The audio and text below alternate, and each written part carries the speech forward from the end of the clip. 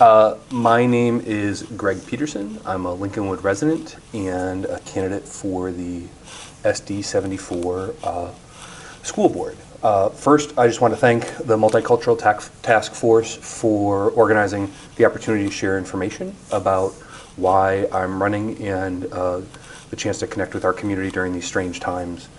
In terms of my background, I have been a nonprofit professional since I started working in the mid-90s after college, and so I'm kind of motivated. It was my family's ethos to try to give back and leave things a little bit better than you found them, and that is precisely my motivation in this case with respect to the school board.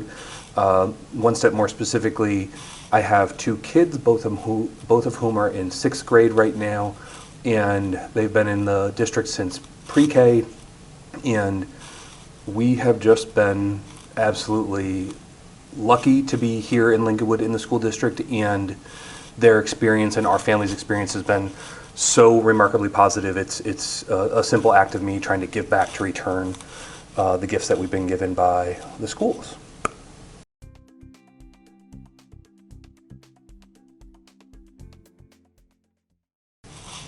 I think the reason I want to be on the school board more specifically is because, especially in Lincolnwood, it to me is such a bedrock part of why Lincolnwood is so important and why we're so special, and it's part of our strength. I think it's one of the reasons I moved here, and I know it's at the very top of the list of many families' reasons why they move in when they have school-aged kids. And again, it's such a strong set of schools today, and I believe in continuous improvement, and I think that if elected, I could hopefully play a role in helping not only secure the legacy that we've had over the past many decades, but also continue our strength and growth as a leading school district in our area.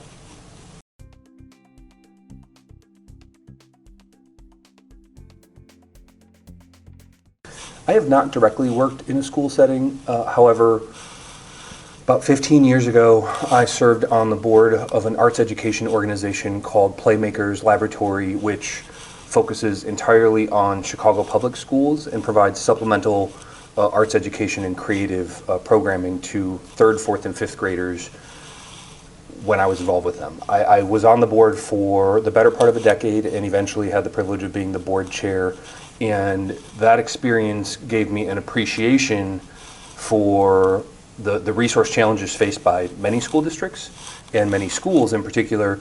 And now that I've been in Lincolnwood many years after that experience, I have even a more acute appreciation for the resources we do have here at our disposal, how we've used them to provide wonderful learning and development experiences for our students, and how we're able to leverage that for the purposes of attracting really strong talent into our teaching, principal, and administrative tiers as well.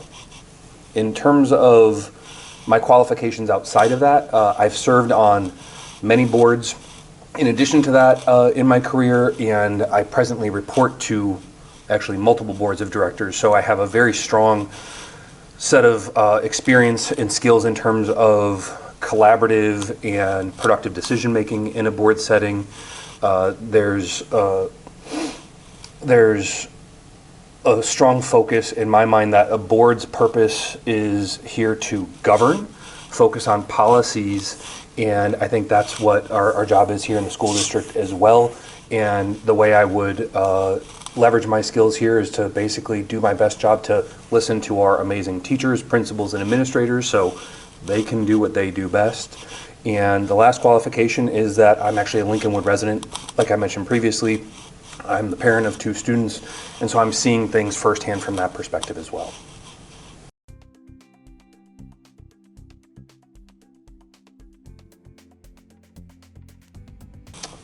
At the highest level, as I mentioned in my introductory comments, to have served and have the state of the school district be better at the end of my tenure than when I came into it. And you know, our current state is wonderful. The current administration and school board has done a wonderful job over the previous decades to build the reputation that has been very well deserved, but also navigating COVID is obviously a challenge that nobody ever would have dreamed of in their plans. And I really appreciate the challenges that they face from that perspective. Narrowing down from that general statement, in my career, where I currently work, we do a lot of our process is around building a learning organization, and that starts with the culture, of the organization. I think it's focusing on best practices in education, looking at curriculum design, instructional techniques, policies, and then understanding where SD-74 fits kind of in our area and how we compare to folks who are demonstrating best practices, and then what we can do to improve. Because again, I think that's, at the end of the day, what the school is asking of my kids and all students is how to learn and grow and improve. And I think the same principle applies from the school board's perspective and why we exist as a governing body.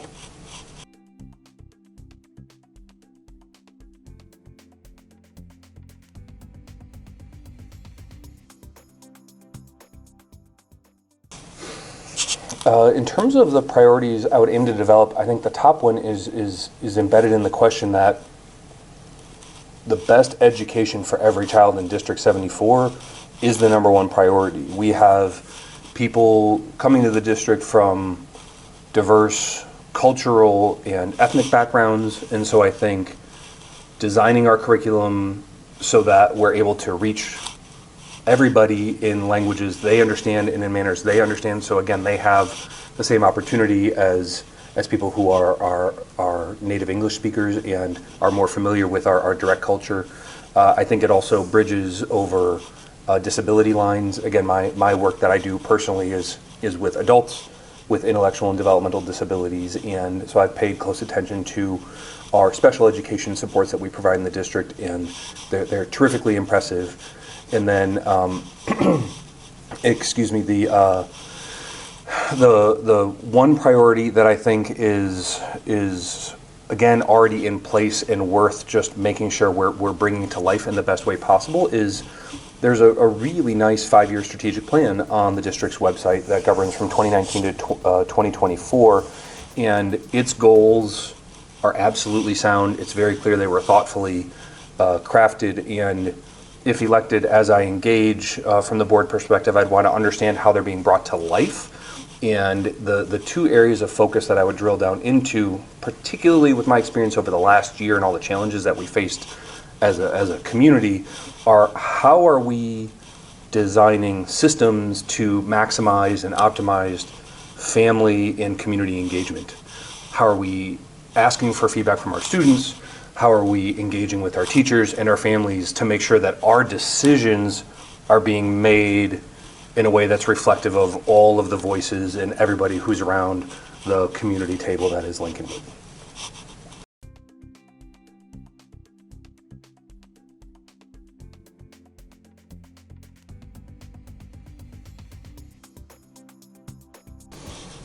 I think collaborative decision making is the only way to make decisions. It's entirely my own personal preference and style. Everybody brings their strengths to the table, and it's my experience that when the collaboration is taking place in a way that's respectful and safe, that the end result of the collaboration is always a better decision or a better result than I know I would be able to produce individually.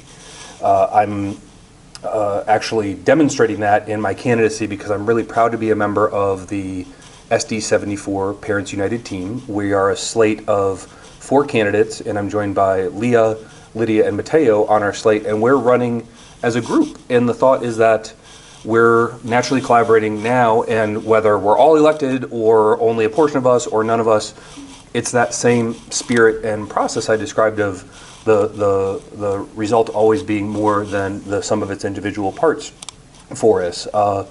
We do have a website, SD74parentsunited.com, and that's kind of the top level relationship I have with collaboration. On top of that, what it means in the decision-making context is being committed to transparency, so people know what's being considered to an appropriate degree, and people know the outcomes of the decisions and how we're using their feedback.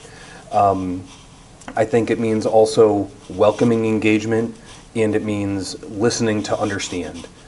The second to last point before I give an example is collaboration is also, I think, intrinsic to valuing diversity.